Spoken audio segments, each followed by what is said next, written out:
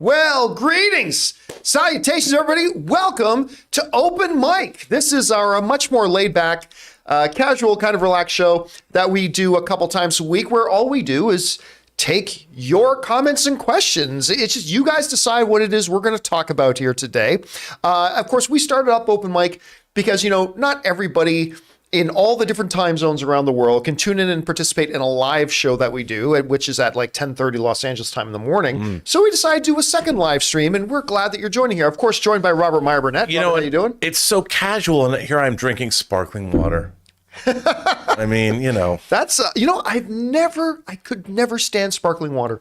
I don't know why. I'm a big water guy, but I can't drink sparkling water. I'm a big fan. This in particular, it's Pellegrino. Isn't this Italian? Yeah, very popular in Canada, actually, is Pellegrino. You got to love it. So anyway, guys, what we're going to do here today is just take comments and questions for you. The super chats are open, but I'm going to warn you, they're already almost full, so they're only going to be open for a couple more minutes. So if you got something you want to mention or ask about, now's your time to fire it in. But before we get to those, I wanted to visit something. Rob, this morning we were talking about the Game of Thrones House of the Dragon premiere. Huge. Giant. The number that really shocked me most wasn't even that 10 million number. That's huge. Monstrously huge. Again, put that 10 million in context. The Flash, CW's The Flash, averages around 700,000 viewers. Yeesh. And that's good enough. 10 million. But the number that really stood out to me was that number that in the 3.5 years since the end of Game of Thrones, the Game of Thrones finale, the biggest viewed event on HBO was the Euphoria season 2 finale that got 6.6 million views. The biggest thing in 3 years, 3.5 years. Yeah. House of the Dragon comes out of the gate, 10 million. Boom. Game of Thrones, by the way, the original Game of Thrones premiere debuted to like 2.2 million, but it wasn't Game of Thrones yet. Right. So we were talking about that this morning and talking a little bit about the Lord of the Rings, Rings of Power. They dropped a new trailer. Somebody had written in and asked me a question, or I saw somebody ask the question in the live chat earlier, was, do we think that the Rings of Power that comes out next week, I'm going to go see it 2 days early in a movie theater. Very excited about that. But rub it in one more time. I'm very, very excited about it. Okay. I'm so glad. The only bad thing is I'm only going to be able to watch the first 2 episodes in a movie theater, and then I'm going to have to watch the rest at home. But that aside, can this show open the way Rings of Power has opened? Because look, a lot of people doubted Rings of Power. Sorry, a lot of people doubted the House of the Dragon. Like, everybody hated the last season. Not everybody did. I love the last season. But, everybody hated the last season. Nobody cares about it, blah, blah, blah. But, obviously that was radically incorrect. And the best thing was that the show was actually really good. But can we expect the same kind of opening for Rings of Power, or is that a little too lofty? I don't know. What do you think? Dude, I don't think it's a little too lofty. Really? I don't, only because, look, Game of Thrones is one of the great achievements in television, bar none. And it was, whether you like the last season or not, overall, the show was astonishing TV. It was beautifully made, great cast, really engrossing storylines. I think it's fair to say nothing on television has ever had the pop cultural influence that Game of Thrones did. No. And I will say House of the Dragon, if nothing else, you know what? Even if it only got 60% of the way there to Thrones, people would have liked it, but it got a lot further than that. Yeah. Very respectable show. I really loved it and can't wait to see where it goes. But Lord of the Rings, Rings of Power, the whole world, all ages. Game of Thrones is not like an all ages thing. It's for adults. But Lord of the Rings is for everybody. So you've got kids that have been rediscovering the Lord of the Rings through The Hobbit and through the Lord of the Rings films. So I think that the global audience is more age. There's more of an age spread. Right. It's more multi-generational. It's multi-generational. And I think that there's a much bigger audience out there. And it would not surprise me. The only thing that it really depends on how many Amazon Prime members are there. Yeah. And so younger kids will have to watch it unless you have a Prime membership, have to watch it with their folks, which is probably not a big deal because I think it's a family show. I hope. I think that Lord of the Rings can smash those records. It would not surprise me, John, if Rings of Power is one of the most watched TV shows in history. Like first episode. Yeah. Only because there's been such buildup to it.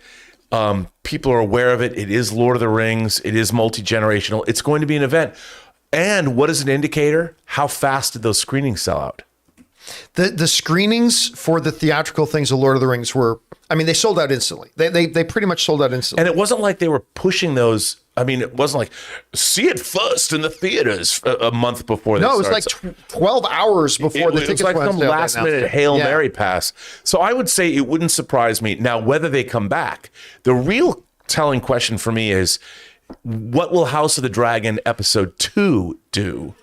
And what will Rings of Power Episode 2 do? Well, I think generally speaking, I think it's obviously not everybody, but the vast majority of people really like the first episode of House of the Dragon. Yeah. I'm going to go opposite of you. I don't think it'll do House of Dragon numbers. And well, everything you said is absolutely correct. Like the multi-generational nature of it, all that kind of stuff.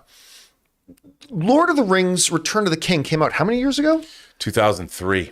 Like we're getting close to 20 years ago. Game of Thrones is still very fresh. It only went off air 3.5 years ago, right? It's true. So it's a more fresh thing. It is more like front and center in the pop cultural consciousness right now. Plus it's HBO. You know, Amazon Prime, while they have done some great content, they have not done the numbers that a lot of the other networks like that does. So that's fair. I would actually venture to guess that I think if the Lord of the Rings Rings of Power can even draw 5 million, that's a huge number, can draw 5 million viewers, I think they've got to take that as a big win.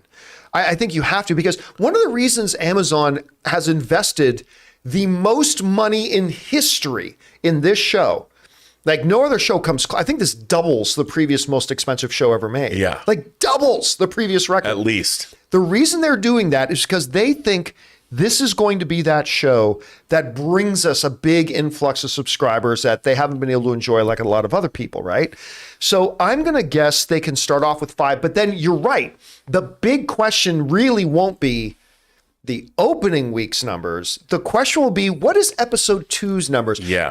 Because that's where House of Dragon really killed it. House of Dragon delivered a great episode of television. Will the Rings of Power do the same? I'm certainly hoping they do, but you never know. I mean, it's going to be interesting because no one's reviewed it yet. So no one knows. There's no indication. And I'm wondering, will they even allow early reviews? Well, here's the thing. I was shocked to see that they were doing this early screenings because you're going to let thousands of people in the public see it before you drop it on Amazon Prime. You better believe in it because they've got to believe. Whether they're right or wrong, they must believe that people are going to come out of that theaters and hop on social media and say, oh my God, this is fantastic.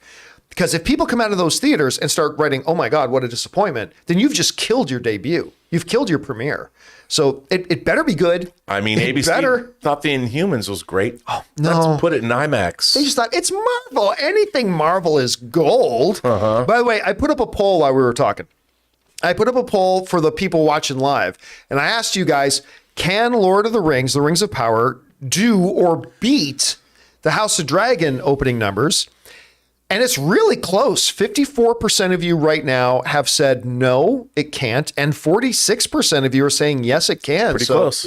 I don't even think the numbers are going to be close. I think it's going to be like 5 or 6 million. Hope I'm wrong. I don't know. I mean, the world loves Lord of the Rings. But that would make it one of the biggest shows on TV right now, even if it did get 5 or 6 million. Bring forth the ratings. Bring forth the ratings. All right. Well, anyway, that's our thoughts on that, guys. Now, what we're going to do, and I'm going to keep that poll open for a little while longer. What we're going to do now is just throw it open to you. We want to hear your thoughts, your questions, your comments, your theories, whatever. So let's just spend the rest of the day letting you guys run the show, shall we? So, Rob, what do we got? What do we got? Let's see. My love for movies. Nope. Sam Fisher. Sam Fisher says, episode 6. Oh, I love this. Episode 6 of Sandman is my favorite episode of TV this year so far. Sam, you have great taste. And I have no idea if it's because of hobgaddling or death. I want spin-offs for both. Well, you know, John, there is a death spin-off comic. Oh, really? There is. That has been collected into a beautiful absolute edition. There were 2 Death miniseries. So there is a spinoff. I'll tell you what, I wanted them to go further when he said, sister, they weren't after me. He says, I know. Like, I wanted that conversation to keep going a little bit more. Yeah, it does. And as far as hobgaddling, also known as the Highlander. Hob does come back.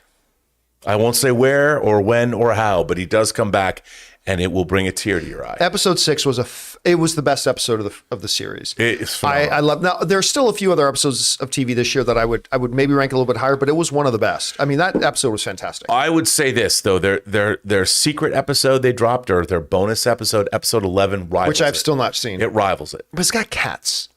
Well, that's your And problem. I'm not a cat. It is. That is a John problem. But you know what?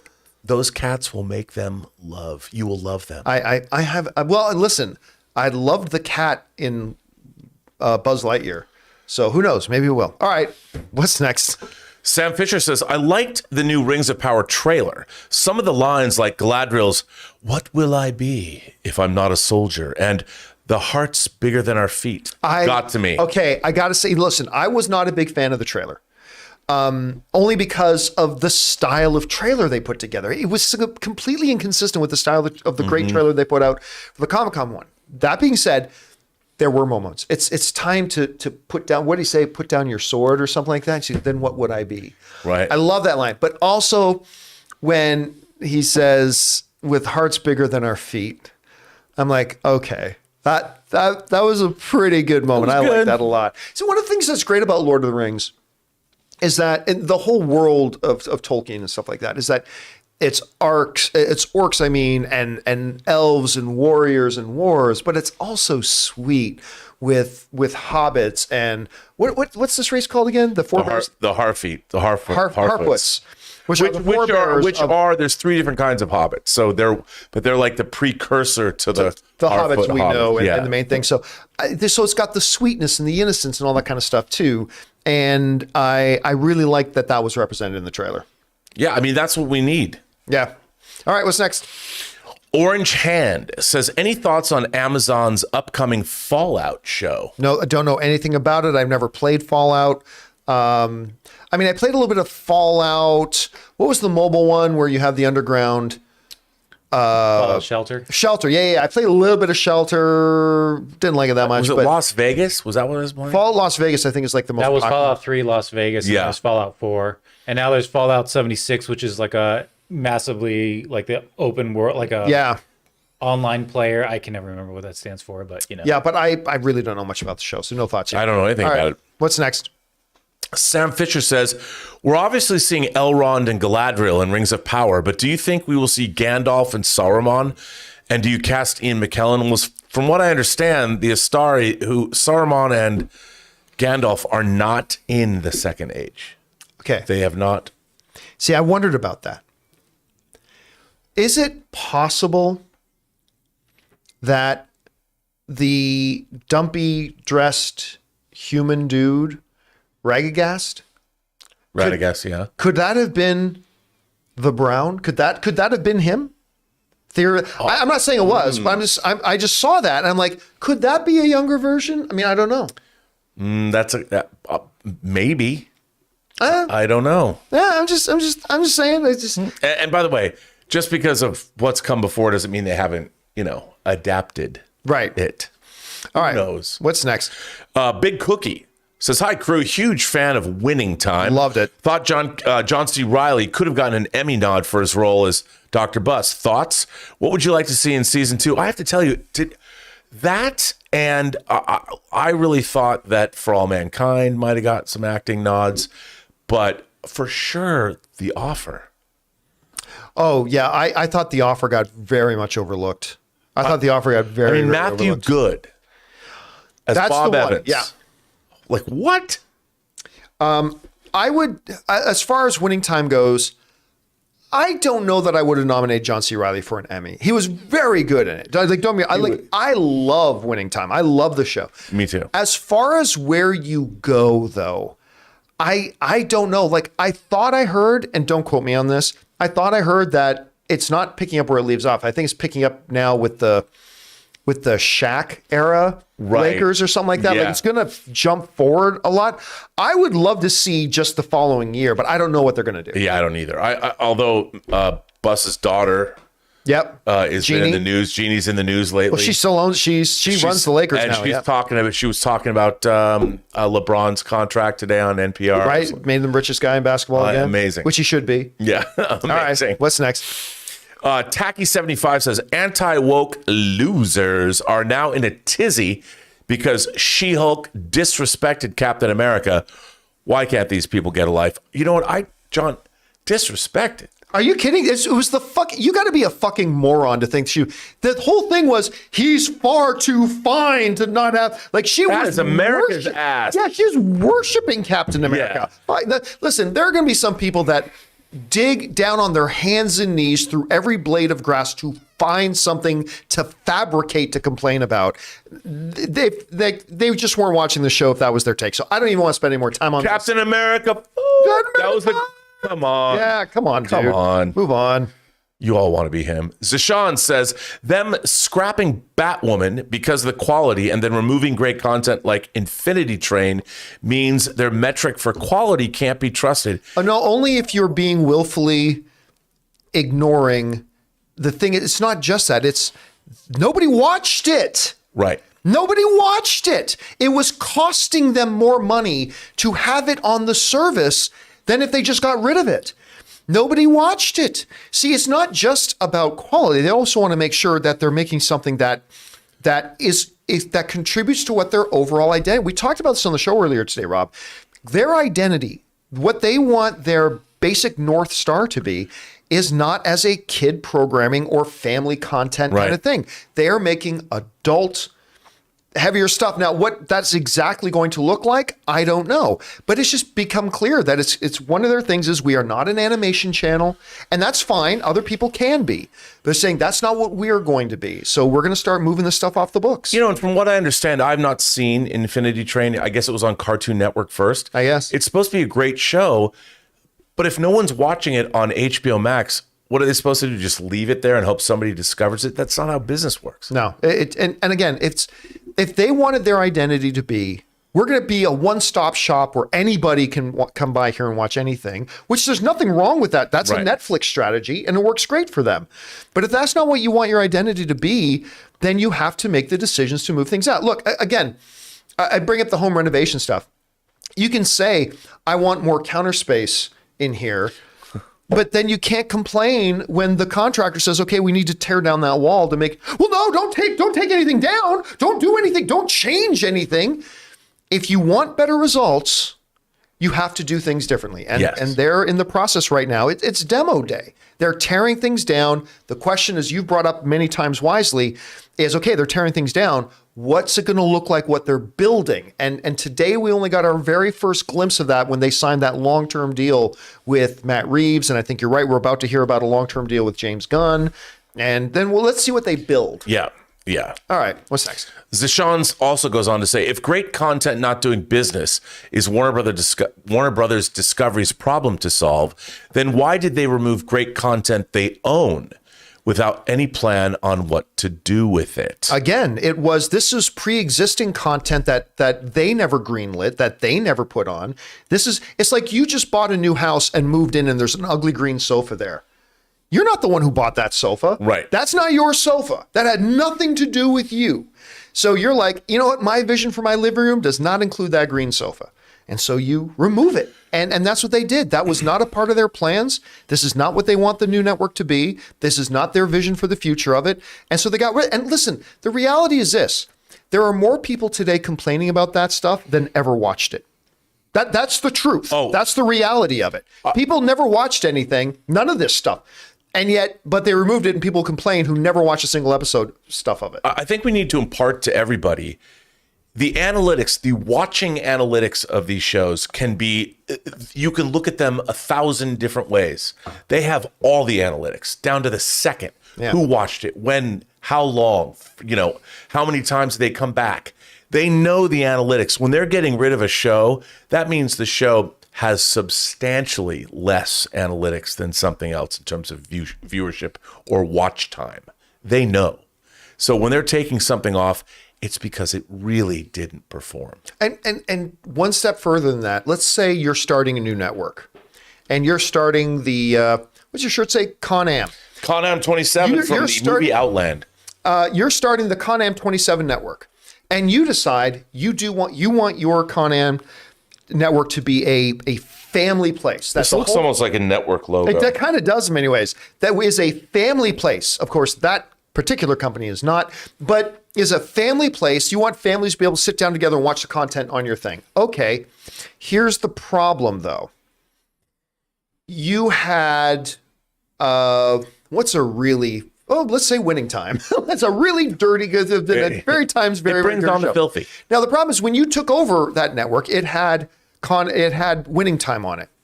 But your vision of your network is to be a place the whole family can sit down and watch whatever content you have on there. Well, you got a choice. Do you really want your network to be that? If that's the case, you're going to take Winning Time off the network. You're going to find something else to do with it, but you're going to take it down off the network because it's not consistent with what the identity of your network is that you want it to have. So even though Winning Time is a great show, you're going to move it off the network because Warner Brothers right now, the brand new Warner Brothers, has a vision that they want what Warner Brothers identity to be moving forward. And it doesn't include, look, and I mean this is no disrespect because these are shows I have not seen. I cannot say that they were bad. I'm not saying they're bad or anything like that. But they have a bunch of shows that nobody watched, was costing them revenue, and is not consistent programming with what they want their identity to be. So you take it off, you move it off. And also it doesn't have anything necessarily to do with the quality of the shows. It's all about watch time. Did anyone watch them? That's all they care about. Yeah. All right, what's next? Jay Master says, breaking news from Deadline. Universal Studios announced that Halloween Ends will go to theaters and Peacock simultaneously. Thoughts? Really? Yeah, we're going to cover this on the John Campea Show tomorrow, but this is an idiotic move. And I have come to really like Peacock. I watched I still have a hard time saying the stupid name. They have recently been a sponsor of our show. Yes. Peacock. For the resort. Yeah, for their great show, The Resort. They've been a sponsor of our show. Love you, Peacock. But this is idiotic. This is completely idiotic. It might not be their call. You don't think so? I think their parent company. Well, but like when I say it's idiotic, it is them, their owners, whatever. This is a dumb decision. It is a really, really dumb decision. It hamstrung the last one, although the last one wasn't actually very good. I love the first one, but the second one wasn't very good. But this is a completely idiotic situation. And I say that, sometimes people say to us, you get paid by the studios. We don't. We do by Peacock. They gave us money to advertise one of their shows, and I was happy to do so because Resort's actually a really good show. But despite that, I gotta say this is a really terrible, dumb move. I don't know what else to say about it. I agree. I mean, it's Halloween Ends. You'd think that whether it's good or bad, they would just tout it to the high heavens and get as much money as they can opening weekend. Then once you have a successful run in the theaters, then you say now only on Peacock. It's just a much better strategy. Whatever. It's their money to burn. And speaking of sponsors. Oh yes, that's a very good segue. As a matter of fact, we're going to take a break here for a second and thank the sponsor of this, one of the owners of Wrexham. Ryan Reynolds also has a company called Mint Mobile, and they're a sponsor of today's episode. Let's hear from our friends at Mint Mobile. Hey guys, we want to take a second and thank the sponsor of this video, Ryan Reynolds, and specifically his delightful company, Mint Mobile. So look, after years of fine print contracts and getting ripped off by big wireless providers, if we've learned anything, it's that there's always a catch. So when I first heard that Mint Mobile offers premium wireless starting at just $15 a month, I thought, what's the catch? But after talking to them and using their service, it all made sense. There isn't a catch. And guys, this is no joke. I have been using Mint Mobile for months now. And on top of the fact that I'm spending literally about 1/3 every month of what I was spending on my former major carrier, I've discovered no decline in my service. I kept my phone number and I was able to keep my phone. The switch from my old service to Mint Mobile couldn't have been easier and saved me more money. And the best part for anybody who just hates their phone bills is that Mint Mobile offers premium wireless for just $15 a month. All of their plans come with unlimited talk and text plus high-speed data delivered on the nation's largest 5G network. Use your own phone with any Mint Mobile plan and keep your same phone number along with all your existing contacts. To get your new wireless plan for just $15 a month and get the plan shipped to your door for free, go to mintmobile.com/Campea. That's mintmobile.com/Campea. Cut your wireless bill to $15 a month at mintmobile.com/Campea. And thank you to our friends at Mint Mobile for sponsoring this episode of Open Mic. By the way, Mint, I'm not going to give too much away right now. They're going to be helping us do a new little thing on the John Campea Show. Really? Yeah, a new little segment is coming to the John Campea Show. We made this announcement the other day. We just signed for us, a very big deal with our friends at Mint Mobile, and they're going to help us be doing an extra fun little thing on the John Campea Show moving forward. I think, when does that start, Jonathan? Next week? Next week. Next week, so keep your guys' eyes open, and thank you to Mint and Ryan Reynolds and everybody else involved there. I'm excited for a special, fun little thing. Yeah, because you know what it is. I'm excited for it, too. I think it's going to be fun. It is going to be All fun. right, let's get back to everybody's questions. What do we got next? Well, let's see. Jingle Bells says, what are your guilty pleasure movies? I can't explain why, but I love Abraham Lincoln Vampire Hunter. Laugh out loud. The one I always go back to when people ask me about guilty pleasure to me is Armageddon. Because everybody hates Armageddon, but I don't care. Don't want to close my eyes. I love it. I love that movie. So for me, and obviously the greatest guilty pleasure movie of all time, Yip, She Likes Me, Vanilla Ice's Cool as Ice, is the greatest bad movie of all time and is a guilty pleasure of mine. So yeah, what about you? You got a big... I got two. I always say I'm Star Crash, the greatest Italian low-budget ripoff of Star Wars ever, that co-stars Joe Spinell as Count Zarth Arn. Yeah, the family's got a lot of buttons, Senator. And then the other one is, of course, Bruce Willis and Danny Aiello and Richard E. Grant and Sandra Bernard and Michael Lehman's Hudson Hawk. That's Sue a good me. one. All right, what's next? Jay Master says, Variety has confirmed that Disney will re-release Avatar in 4K high dynamic range. Yes. And in 3D. I did not see that. For a limited 2-week run. Also, the removal off Disney Plus was due to the re-release and the upgrade quality, just like I said. Yes. And you know what, John? Best 3D ever. 3D IMAX is the best 3D ever. Well, I know you're not a big fan of 3D. I'm not a big fan of 3D, but one of the things you said on the show today, which I 100% agree with you, was this is the greatest 3D movie ever. Ever.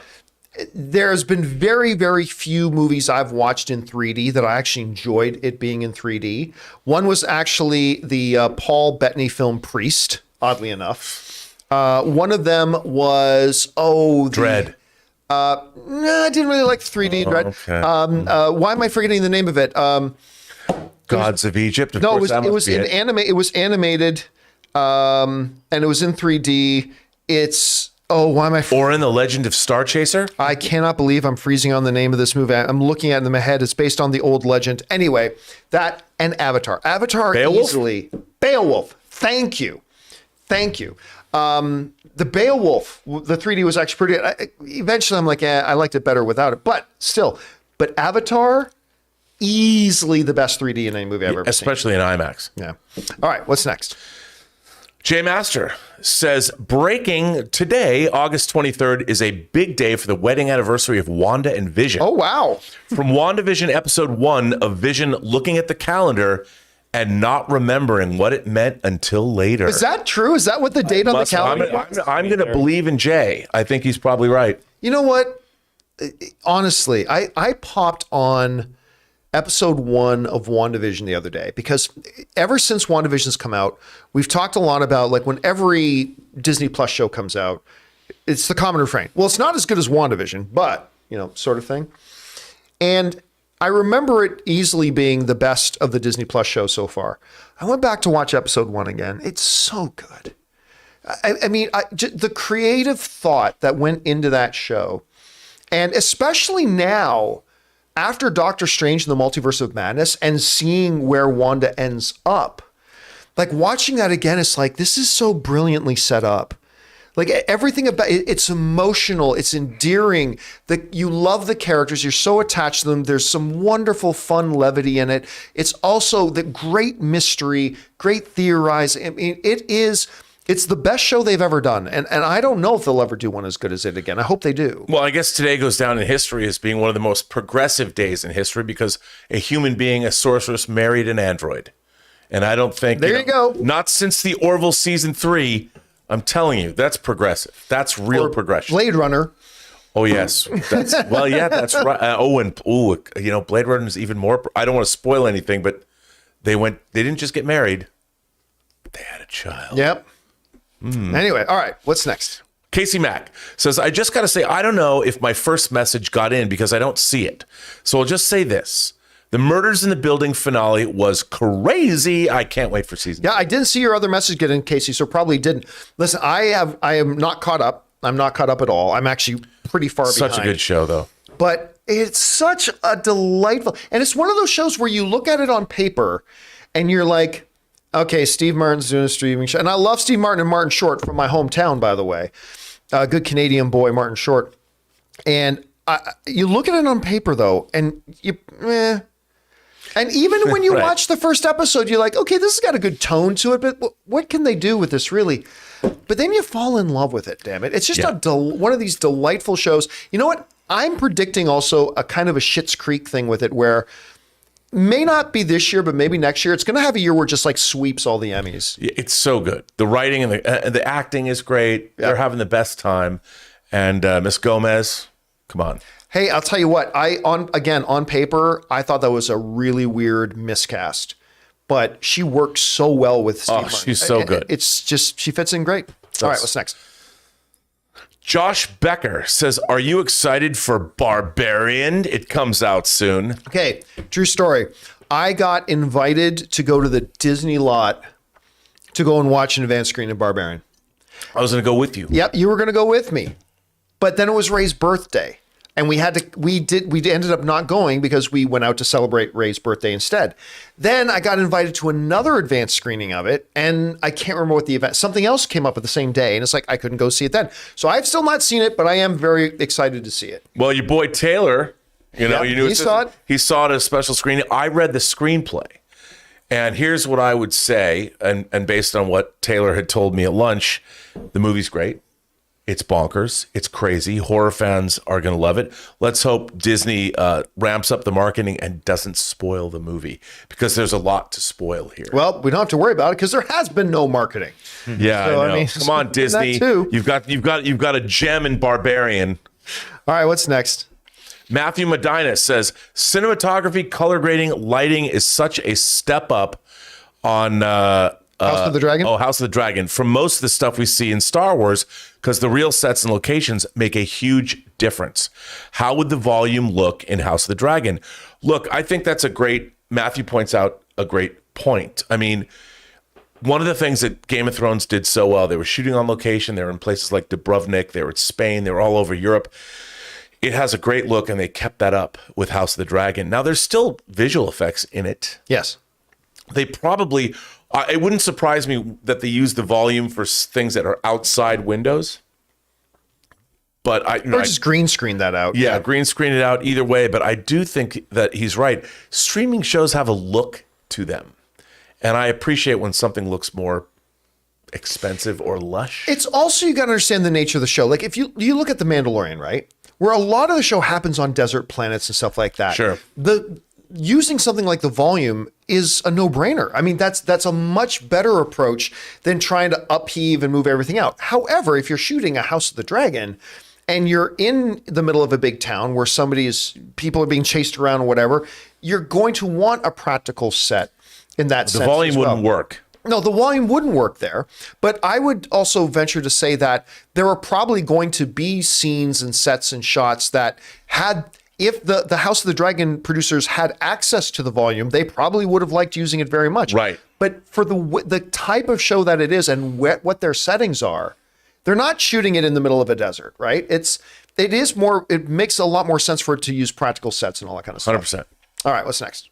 Matthew Medina says, I just started the Cinema Film Club at the University of Texas at El Paso. Nice. I got no way home to play during tailgate night before the first football game on Friday. Thank you for the continuing inspiration. Oh, I appreciate that, man. And thank you so much for writing that. And congrats on that. That is huge. And starting a club, taking the initiative. And yep, I love it. People doing stuff to build the community is awesome to me. So good on you, man. That's great. And I like your choice of movie for a tailgate party. Yeah, I like that too. Especially in Texas. So start on the top, Daniel, and then we'll go down. Okay. Daniel Vacura says, I am baffled at the amount of people that watched House of the Dragon and forgot that Shireen in season 5, episode 9 of Game of Thrones said the Dance of the Dragon's civil war is between Rhaenyra and her half-bro Aegon, not Daemon.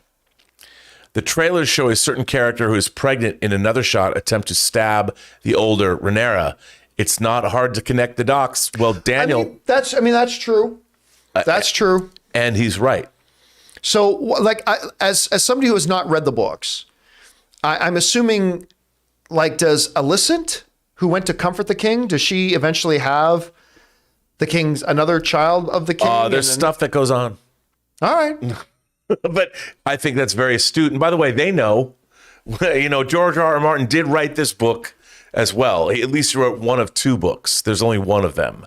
So yes, he is our viewers correct. Although let me point something out. There is a touch of absurdity in going, I can't believe people forgot that 5 years ago, in one episode, in one line, this was said. Ooh, how could anybody ever forget that? I mean, come on. You know, didn't forget the showrunners of the show and George R. R. Martin. They've got the author there. They got all the text there and all that kind of stuff. It isn't just the North that remembers. No, that's other people do too. Paper and pen remember. All right, what's next? Yilex Rosales says, favorite Rob-isms. That's a very astute observation. Yep. I couldn't have said it better myself. Yep. I couldn't agree with you more. Yep. Waxing rhapsodic. It rules. And you and I park our shuttlecrafts in the same shuttle bay. And bruh. I almost feel like if you caught COVID again or whatever, we're down for a week or two. Oh my God. I literally could take a still image of you, put a sound pad in front of me with just those saying, Yeah, I could just do it. Rob, that first episode of Game of Thrones, what do you think? Bruh. What's not to like? Perfect. All right, Chris, how about you? We just move on. Wow, I got to change it up, man. Now I'm all insecure. Oh, I have those too. Whatever. We have them too. We all have them. Yalex Rosales also sends in a super chat. Thank you so much. Thank you, Yalex. You and I clearly park our shuttlecrafts in the same shuttle I hit the bay. B button. See what happened when I hit the B button? Mickey Bell says 3 years ago today, Obi-Wan, Black Panther 2, Miss Marvel, She-Hulk, and Moon Knight were announced at D23. Crazy to think we're finally seeing those shows this year. I mean, again, I remember, bring that up again there for a second, Jonathan. Look at that listing here. So, She-Hulk, Ms. Marvel, Black Panther 2, Obi-Wan, Moon Knight. They just dropped bombs at that. I remember I was sitting in that auditorium when they were making these announcements, and it was just like wave after wave after wave of huge news. That's why we are going to go to D23 this year. Yes. Rob and I are going to go to D23 this year because, as I predicted at Comic-Con, there really wasn't anything. It was basically information about projects we already knew, probably a couple of trailers, and of course, great Black Panther trailer and all, but it really nothing news. There were no bombs dropped. And I'm telling you, there is a lot that they've got to reveal. And I think there's even stuff that even I'm not dreaming about that they're going to drop at this thing. And so Rob and I are going to be there. We're going to be boots on the ground at this thing. And I cannot wait because I honestly believe, as huge as that last D23 was, I believe this one's going to overshadow it. I think it might. I think we're going to get some crazy stuff. Crazy stuff. All right, what's next? Waiting for the crazy. Alan Ling says, curious to ask, did you guys like Nolan's Tenet? I think I heard John say it's Nolan's worst film. It is convoluted, but I really enjoyed it. What did you guys think or think of it now? Saying something is Christopher Nolan's worst film is like saying I just had the worst sex. You still liked having it. You still liked it, maybe even quite a bit. Listen, yeah, I liked Tenet. I did. I liked it. I enjoyed it. I actually saw it twice in theaters. But I believe, you know, with Christopher Nolan films, for me, you can't say worse. You say least favorite.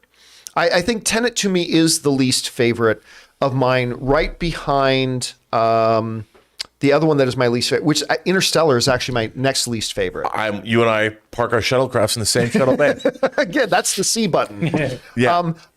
Again, a film I like it, but it's, and then probably The Dark Knight Returns is probably right in there somewhere too. Those are my three least favorites. The three Christopher Nolan films that I definitely like, but wouldn't jump up and down with insane excitement to rush out and see again. You know, the thing about Tenet is I find myself strangely fascinated. I revisit it quite a bit, more often than I probably should admit. But it's needlessly impenetrable. Like, I like what happens in it. It's very handsomely made. It's beautiful to look at. I love the acting. But it's so convoluted, like purposefully so. It's like Nolan said, I dare you to follow this, when it's really not that complex. But the way it's presented, you constantly have to reorient yourself. And I'm like, why? It's like, why do you make it difficult for me to hear your characters and speak? Struggle to find the subtitle button. Yeah, yes. I mean, why do that? And it seems to me like this is a weird affectation that he's playing with the audience, and I think needlessly so, and it bothers me. Dude, I'll tell you what, I was very fortunate enough that me and about 30 other people, we were invited to a Dark Knight Rises early screening of the first 15 minutes of the film with Christopher Nolan. So we all went to this secure location and watched we were the first people to see the first 15 minutes. And that it's the Bane on the It's an plane amazing thing, right? sequence. It's an amazing sequence. It is. It really is. And Nolan was there. We got hung out with us in the foyer. We got to ask some questions. But the official word afterwards has been always, oh no, we never changed the audio. Yes, they fucking did. Yeah. They lie. Because all of us,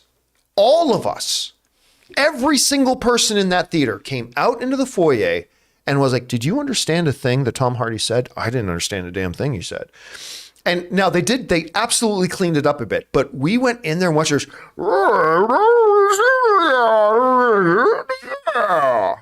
What the fuck did he just say? Crash will pray. I had no That's idea. all I heard. I mean, visually it was incredible and it was a great scene, but we all Christopher Nolan's got, and listen, that's not the only one. Christopher Nolan's got a real weird history with his sound mixes.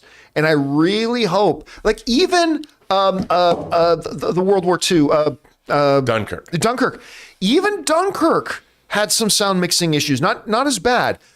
I really hope Oppenheimer, this habit of his changes. Like, I don't know, Christopher Nolan seems to believe he's one of the greatest filmmakers ever, but he seems to believe, you know what?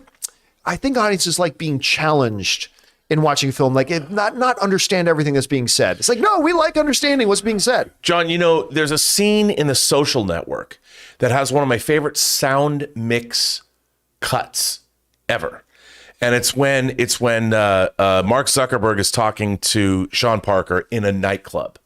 Oh, and it cuts to this boom, boom, boom.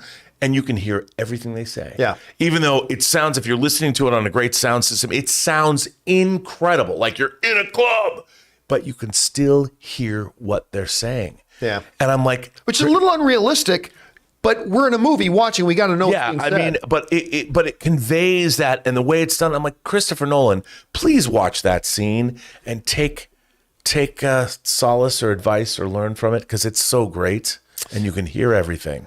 All right, what's next? Casey Mack says, you know, ever since that Friday the 13th multiplayer game came out, I thought they could do this with different horror franchises, but I never thought one of those franchises would be Killer Clowns from Outer Space, which Ray Ora talked about. They've announced a Killer Clowns from Outer Space open world sandbox game. No, an open world Killer Clown game? Apparently. I know he was showing us they've announced a Dune open world game, and Ray was showing us some cutscene footage from it, some promo footage. They're making but they did one with a killer clown. Okay, that I don't know. That's an odd choice. I saw that movie in the theater. I'll give it a try. You know what? At the Universal Horror Nights, they have a Killer Clowns from Outer Space mage. It's actually a pretty good one. I love actually, it's funny. The last one we were at, one of the clowns literally came up to us. I love your show, man. And then, he tried to eat your face. All right, what's next? Svine86 says, breaking news from Gamescom. Gamescom? Killer Clowns from Outer Space, the game is coming. Have any of you seen the movie? I freaking love that one. The theme song alone is awesome. It is kind of the theme song is so bad. Come on. So bad. I mean, Killer Clowns is such a ridiculous concept that it works. That's the thing. Like, it's so utterly ridiculous. Before there was Sharknado, there was Killer Clowns from Outer Space. Still can't believe they're turning that into a game, though. That's crazy. You know, all right, what's we live next? in interesting times. Chloe Fanning says, Man on Fire equals Equalizer 3 with us seeing Denzel and Dakota Fanning again. Is it going to be? Oh, it's going to be fire. Hopefully it will happen. Is that true? Is Dakota Fanning in Equalizer 3? Because, by the way, man, do I love me some Man on Fire. Man on Fire is a great movie. I mean, crazy and with the great subtitles that they ripped off from City of God. I love Man on Fire. I love it, love it, love it. It's an underrated film of Denzel's. I mean, I don't think it's his best movie, but it's an underrated film of Denzel. There would be no Equalizer with Denzel without Man on Fire. And I'll tell you what, I like the Equalizer movies. They're great. Yeah. You know what's great about, I'll tell you what the Equalizer movies are particularly great for. You know when you see like movie clips come up, like clips from part 1 of 4 or what? Every time an Equalizer clip comes in my YouTube feed, I'm like, oh, I got to watch that. Yeah. I've only seen the movies once, but I've seen those clips dozens of times. He's so good. And it was Antoine Fuqua directed it. Yeah. When he looks at his watch. Every time he looks at his watch. He's got that mouth thing. His mouth is pursed. It's great. Oh, so good. All right, what's next? God, I love Denzel. Chef Rigo. Going to an iPick to watch Beast tonight. Are you taking that's the one I accidentally called the Ron Jeremy room. The Ron Burgundy is what I meant. iPicks are awesome. At least the one I went to in Pasadena is so great. If you get a chance to go to it. I think you're gonna have a good time. It's a good one. What's next? Dante Serechia says something nice. Bring on the filthy. I would say it's always nice when somebody wants to write in just to say something nice. And so Dante took that to the next level. Appreciate that. Thanks, Dante. So I butchered your last name. Armada says, hey, John, would you do a Campea fantasy league? No, I mean, I've thought about that many years, but actually 2 years ago, I stopped playing fantasy football. Why? Because I literally came in last place every year. Like every effing year for like 6 years straight, I would always draft. And we would do a little thing after the draft, say who did the best job drafting. And I was always either number 1 or number 2. Always number 1 or number 2 was my draft. And every year, 5 years straight, I came in last. No, sorry, that's not true. But most years, I never made the playoffs once. And I just got so freaking frustrated with it. I'm like, F this, I'm not playing it anymore. Maybe you're like the Job of fantasy football. If you started it up again, you keep doing it. One day, your faith will be restored and you will win. Oh, my God. Just maybe. Just maybe. All right, what's next? John Redcorn says, Bad Bunny is El Muerto. Yeah. What's next, Sony? A Night Watch movie starring Drake and Lil Baby? Seriously, though, do you think El Muerto happens after Morbius? Yeah, they're not going to go back on that, especially the way they touted it as the first Latino-led superhero movie in their universe. Call me crazy. I like actors getting acting roles. Call me crazy. And I'll tell you what, it bothers me. It does. It bothers me that so many people just think, oh, anybody can do it. That's nothing. Oh, can't they? It's just like there's nothing to acting. Like only people who don't know anything about it would say that. And it frustrates me that, and here's the thing, somebody will then point at like a Lady Gaga, right? Who came out of nowhere. Yeah, but Lady Gaga has actually been acting since she was like in her early teens and stuff like that. And listen, once in a flash of lightning, there will be something like that does happen. Absolutely. But this whole idea of like, well, this person's famous. Yeah, but are they a good thespian? Are they an actor? Can they make us believe that they melt away and the character emerges?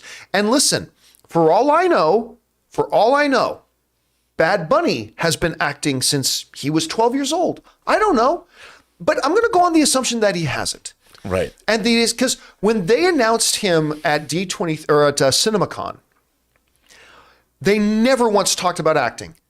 They only talked about the #1 global downloaded music artist of this, with this number of #1 hits and this many weeks at the #1 on Spotify and blah. So all they talk is like, great.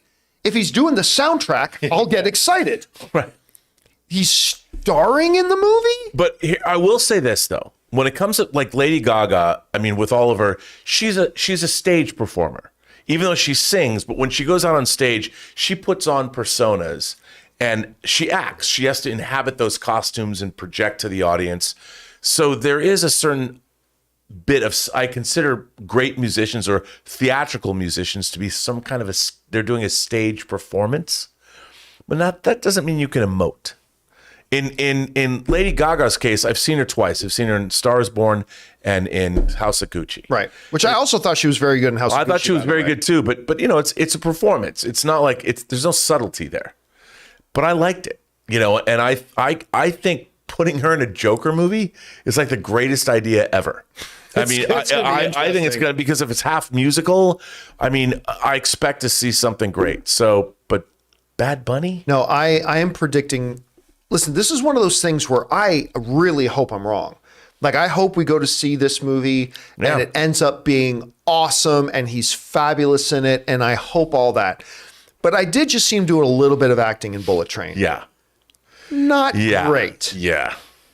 Now, granted, it's a very small sample size, but since that's all I have to go on, it didn't give me any more confidence for this movie. This is a mistake. This is where a marketing person made the decision about who to cast instead of. There's no way a true filmmaker sat down and said, I think this is the right person to bring my role to life. This is what. No, this is. Or the wrong filmmaker. Yeah, this is a disaster waiting to happen, I think. Yeah. I hope I'm dead wrong. And listen, I want to be able to come on here the day after we see this movie and God, I want it to be like Harley Quinn. Where I said, Harley Quinn is going to suck. This looks terrible, blah, blah, blah. And then I watch it. I'm like, oh my God, this is my new favorite thing. I hope we get to do that with this movie. But right now, I'd be lying to you if I told you I had any hope for it right now. Fingers crossed. Hopefully. Dr. Stinky says people pretending Sebastian Stan is dead. Wow. Bring on the filter. I haven't seen that, but if it is, listen, that's nothing new. As long as the internet's been around, people, death fakes, hoaxes go on all the time. Death is everywhere. There are flies on the windscreen, as Depeche Mode sang. I have not seen this particular one, but if it is, I'm not surprised. All right, what's next? Matthew Medina, 1 of 2. Have any of you seen Euphoria? Someone who has been around lost friends to substance abuse. The creator, Sam Levinson, uses his own personal demons to convey such gripping narrative. Has the best use of color through emotional realism, and the colorist from Euphoria did the beautiful color grading on Black Panther 2. The editing team is insane, as well as on Euphoria. On Euphoria. Style runneth over.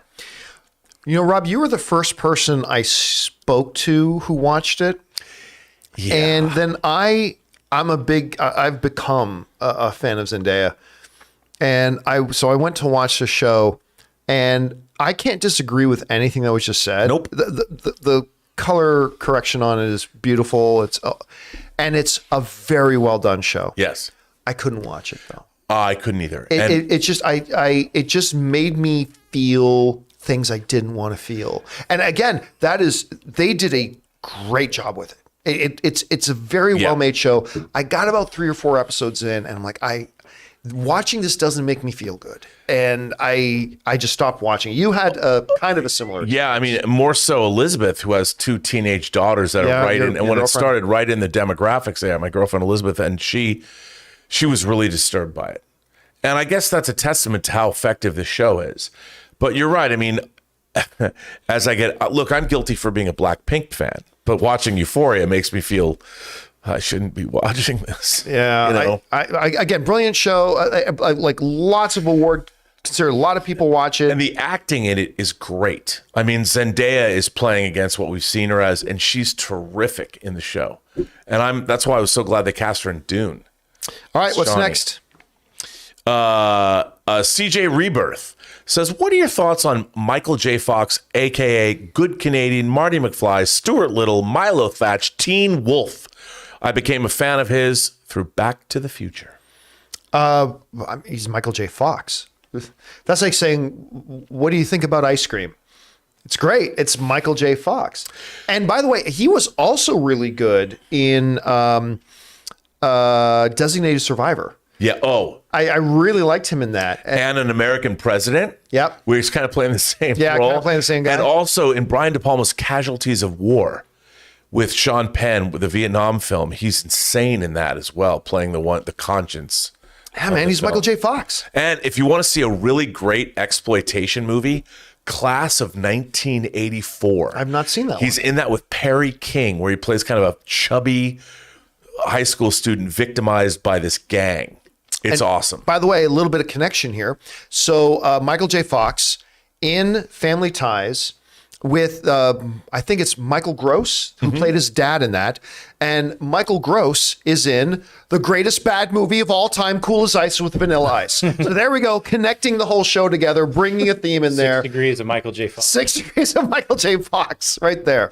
All right, what's next? I have a hot toy of him. Dr. Nova says, do you think Netflix needs to change its spending and philosophy in order to survive the next 5 years? Don't expect growth and maximize profits on current subs, less movies, and more focused marketing. This has been a theme of discussion for the past year, really, when Netflix started to have some of its struggles, right? The thing is this, streaming is, again, a brand new model. Now, you can say, well, Netflix has been around for a bit. Yeah, they have been around for a bit, but I think they started with 0 subscribers and it's been nothing but growth. I mean, obviously they started as a DVD business Right. and then transitioned into the streaming thing, but now we're in what is, we can define what the streaming model is, right? But it's in its infancy. The idea of you have finite customers. There's only so many customers you can have. And once you get to your threshold of how many customers you're going to get, then you're left with the idea, how do we continue to be a growing company when we can't grow our consumer base? Other than give them more things to consume or just keep increasing the prices of the subscription. And how do you make that work? And then once you hit that terminal threshold, like now do you need to cut back on the amount of program you create? Again, the answers are not there yet. I mean, they're kind of figuring this out. I think they're doing some things that are objectively wrong. But I mean, I think there's also a lot of space where they still got to figure this out. How would you approach this? I agree. I mean, I think the problem is Netflix's model did not include marketing in terms of, and so because that's not what they do. They don't market. Whereas I think Netflix needs to reconsider. Look at the marketing. HBO spent $100 million marketing House of the Dragon. Everyone knows it's out there, whether it's trailer ads on the internet, whether there's billboards. And here's the thing, like Knives Out, the Glass Onion, if that came out theatrically, like this we talked about today, they'd have to market it. You know, they'd have to know people, they'd have to let people know it's there. It might cost them $50 million or $100 million. They don't have that, they don't even have that kind of budget. They don't even know what that is because it's never been a part of their model. But what happens if they were to release that globally and it made $500 million? Right. That completely puts them at zero cost in terms of, you know, it puts that the $450 million or whatever they spent, they got that back. Yeah. So then they've made the thing a hit. People love it, and then it goes to their streaming service exclusively. It's made $500 million. It's paid them back for making it, so they're at zero basically, and then they reap the benefits of being a Netflix exclusive. And I don't understand why they're not doing it. This again, there's a lot of things they're just gonna have to figure out. All right, what's next? Dr. Nova, it's Chloe Fanning, says, any good psychological thrillers coming out soon?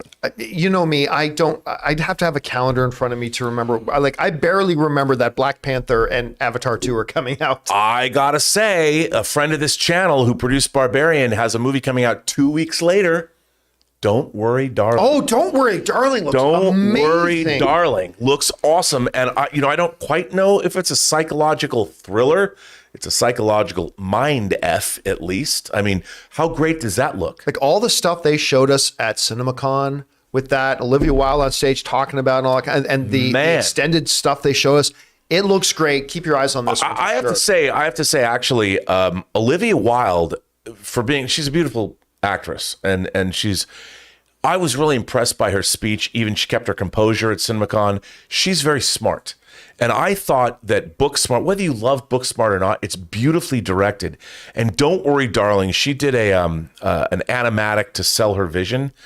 She's the real deal. She's the real stuff. And that movie looks unbelievably. Yeah, Booksmart's beautifully directed. That was her directorial debut. And I was like, that is so, it's such a great combination of comedy, yes, but great characters you get attached to, absolute emotion. It's a brilliant, brilliant film. And so I'm very excited about seeing this. And look at the shot choices in the trailers for Don't Worry, Darling. She knows what she's doing. And wasn't the Harry Styles role, was that the one that it was originally supposed to be Armie Hammer? Yes. Or I think it was. Or was it Shia LaBeouf? No, I think it was Armie Hammer. It was one of the two. It was one of the two that got dropped for it. But Styles looks great in it. All right, what's next? I got to scoot. Yeah, there we go. The Sky Blaze says House of the Dragon draws inspiration from an entry in the Fire and Blood Rashomon-style fictional encyclopedia, not a novel. Oh, okay. The show is 90% original. That might be true. I'm not sure. I can't speak to that because I'm not. I thought it was only half the book either. I'm not a Game of Thrones literary reader. Haven't read any of the books. Don't care. But if that is true, that is actually really good information. Thank you for sharing it with everybody. Yes, and I think it's only one of 2 books. It's supposed to be 2 books, and the second one hasn't come out yet. All right, what's next? Andy, 1 of 4. Okay. Wow, Andy's sending $20 super chats times 2. Oh my God. Times 3. I mean, okay, Andy. Let's all take a deep breath. Hi, Rob. Can you say this villain monologue in ASMR? Okay. Before you answer that, I'm going to allow you to do this. Okay. But here's the thing, guys. For whenever Harloff is on the show, and by the way, Christian Harloff is going to be joining us again on the John Campea Show on Tuesday. Nice. Or Rob is on the show or whatever. What we will not allow moving forward is, Christian, can you please say in Arnold's voice this? We're not going to take those questions. Asking Rob to read things in ASMR, we're just going to skip right over them. But today, not even today, right now, for this one thing that Andy sent in, we will allow it. But this is what he wrote. Unlike Harloff has to make up, he has to come up with his comedy style. Do in Arnold talking about what you thought about this movie. Yeah. We're not going to allow those questions. At least Andy has written what he wants me to say, even though I haven't read it. Now I have to be a performing monkey. All right, let's see. Wake up to reality. Jeez. Nothing ever goes as planned in this accursed world. The longer you live, the more you realize that the only things that truly exist in this reality are merely pain, suffering, and futility. Listen, everywhere you look in this world, wherever there is light, there will always be shadows to be found as well. As long as there is a concept of victors, the vanquished will also exist. The selfish intent of wanting to preserve peace initiates wars, and hatred is born in order to protect love. There are nexuses, casual relationships that cannot be separated. I want to sever the fate of this world, a world of only victors, a world of only peace, a world of only love. I will create such a world. I am the ghost of the Uchiha. For truly, this reality is a hell! Oh my God. We definitely clipped on that one. So, like right now, there's a bunch of people turning that into their very long ringtone. I hope that was okay. All right. Wow. What's next? Cutter Hale says, who has better popcorn? AMC or Cinemark? I've never been to a Cinemark theater. I never have either. I'm about to go to my first Cinemark movie experience. to go watch the Lord of the Rings, The Rings of Power. It's going to be my first time, and it's like a half hour away from me, so this is the closest Cinemark to me. I'm very excited. Listen, I will say this. I love going to an AMC and getting popcorn. And their popcorn isn't bad. It's not the best part. You know what? Great popcorn? ArcLight. ArcLight had really, really good. Not just real butter. Yeah, not. See, I was to say, not just real popcorn because they used real butter. Yeah. But their caramel corn at ArcLight was freaking boner inducing. You're right. It was so good. Their apple sausages, those chicken sausage they were great too. Yeah, they had some really, really good. Now, AMC for their dining in menus, they've actually got some really good food. Yeah. But as far as pure popcorn goes, it's not the best, but it's totally acceptable for a movie going experience.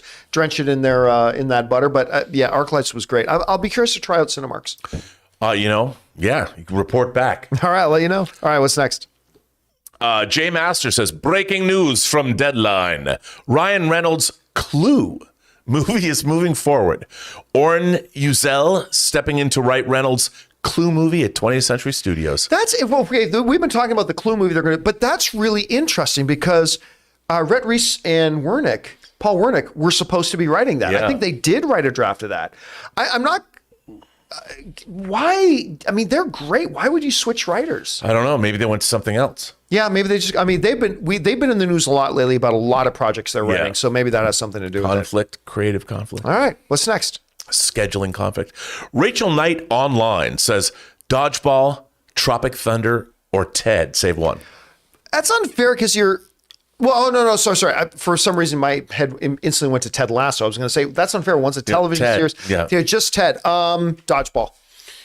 I love all three of those. I do too. Love all three of those, absolutely. But Dodgeball has nobody makes me bleed my own blood. It has a very, very special place in my heart. So I would have to save Dodgeball. I got to go with Tropic Thunder because it's about movie making. And I have a special place in my heart. And it's got Les Grossman. It's got Les Grossman and the great fake trailers and all that kind of stuff. All right, what's next? Dr. Stinky says, Halloween Ends Now is going on Peacock and theaters. Yeah, day and date, idiotic. It's an idiotic move. It's an absolutely idiotic move. Can't believe they're being this stupid. I don't understand. What's next? Zach Taylor says, do I need to watch Game of Thrones before Dragon? Ray just came over and watched House of Dragon with us. By the way, we filmed a Ray reaction. You did? Yeah, we did. We came right out of our TJCS theater room, picked up the phone, got his first reaction to it, and I took a really good photo of him. I thought I had it set to video. It was still set to photo. So when I hit what I thought the record button was the record button, I just hit a still button and I just took a still picture of him. But so Ray had never seen Game of Thrones. Right.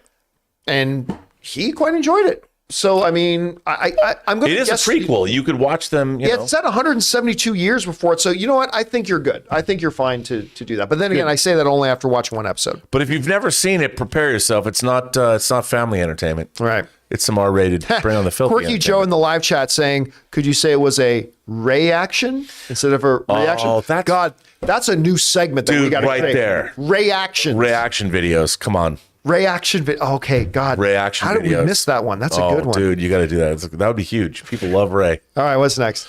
Let's see. Cherry says, great show. Any other movie channels you'd recommend? Listen, I'm not going to because then I'm just going to piss off whoever I don't mention. How about me? Say Robert Meyer Burnett. Post Geek Singularity. I will say this. There are a number of great channels out there. There really are. I'm not going to recommend any because again, then whoever I forget to mention is going to be really offended that or you know what, that's not even the worst part. I'm going to forget to mention one, and then there are going to be some people. Campea must really hate so and so because they didn't mention so. There's heat between Campea. It's like I just didn't remember it. So no, I'll just say there's a lot of good ones, but I'm not going to mention any. All right, what's next? Alec. Araculian sends in a super chat. Lots of super chats. Wow, that is very nice of you to support the channel. Dude, look over and over and over again. I hope someone Wesley did get a hold Amelia of sent one in, but- thank you for that. But look how And many Alex sent in. Alec, oh, those are different numbers, so he had to have. Thank you, Alec. That's Holy- very nice of you. Sent in a whole bunch of Alex. That's amazing. That just, it didn't even ask a question. Just wanted to go in there and throw. And by the way, a great last name. What was Sounds like a Bond villain. What was the last name again? Let me see. Arakilian? It sounds like the House of the Dragon. Alex last name. Arakilian. I love that. I'm Alec from the House of Arkillian. Yeah. That's what it sounds like. Yeah, Arakilian. Arakilian? I like that last name. And you know what's even best? I think that's in Canadian dollars. So it's a good Canadian kid sending the support there. Wesley also Arrakis. And is that it? Is that all of them? Yeah, that's it. And guys, that'll do it for this installment of Open Mic. Thank you so much for joining us here today, guys. It's a party. I love doing these afternoon streams. Hey, listen, don't forget, tomorrow, we've got the John Campea Show in the morning. But tomorrow is also game day. Game day. Because we've got our She-Hulk episode 2 pregame show. Pre-game show. She-Hulk episode 2 pregame show. Pre-Hulk. The pre-Hulk. The pre-Hulk show. Instead of pregame, pre-Hulk show at 3 p.m., the same time this started at tomorrow. And I hope you guys will come back and join us for that. That's going to be great. Of course, join us for the John Campea Show in the morning. Guys, like this video, leave comments, all that kind of stuff helps the channel. Big thank you to all you guys who sent in those questions. Number one, because you gave us great fun things to talk about. But number two, you supported this channel as you did in making our shows possible. So from all of us involved with the show, thank you guys so much for that support. So for the people in the room, myself, of course, Mr. Robert Meyer Burnett, and you can't see him, but sitting behind the control panel there, running the show, producer Jonathan Voico. Guys, thanks so much for being here today for Open Mic. We'll see y'all next time. And until then, my friends, Bye-bye. bye-bye.